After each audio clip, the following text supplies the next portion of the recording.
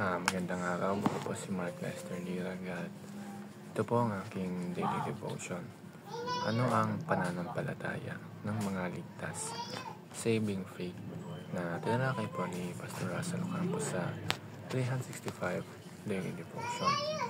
Ang Bible verse po ng araw ay galing sa Ephesians chapter 2 verse 8 to 9. Sabi po ay, For by grace are ye saved through faith, and that not of yourselves. It is the gift of God, not of works, lest any man should boast. Napakalinaw sa Bible verse na ito ang ating kaligtasan na hindi nakabase sa mabuting gawa, hindi nakadepende sa ating sariling kakayahan o effort, kundi ito'y kaloob ng Diyos sa pamagitan ng pananampalataya. Pero ang tanong, ano nga ba ang tunay na pananampalataya ng mga ligtas?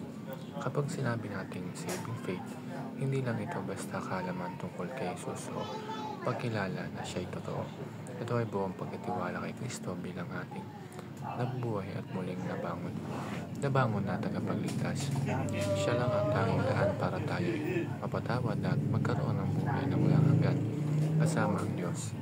Ang saving faith ay hindi lang paniniwala sa facts about Jesus, kundi personal na pagtitiwala sa Kanya, pahinga sa Kanyang natapos na gawa sa krus at pagtanggap sa Kanyang pagkabuhay na magmuli. Ang ganitong pananampalataya ay hindi galing sa atin, kundi regalo ng biyaya ng Diyos, bunga ng gawa ng Holy Spirit sa pamamagitan ng Kanyang salita. At ang first teaching is Noticia, understanding the gospel. Dapat muna nating maintindihan ang mensahe ng ebanghelyo na tayo ay makasalanan at tanging si Kristo lamang ang daan sa kaligtasan. Kung wala tayong malinaw na pagkaunawa dito, mahirap tayong makapaniwala ng totoo. Ang second is assensus, agreeing with the gospel. Hindi lang ito basta naririnig, pero inamin at sinang-ayunan natin na totoo ang ebanghelyo. Katulad ng pagsang-ayon na si Jesus ay tunay na anak ng Diyos, namatay at muling nabuhay para sa atin. Pero hanggang dito lang ba dapat? Hindi. At ang last is fiducia, trusting in Christ.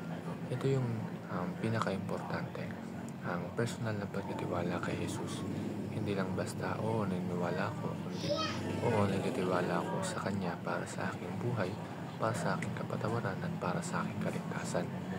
Para bang isinusuko mo na ang lahat at inaasa mo kay Kristo ang lahat ng bagay. Yun lamang po.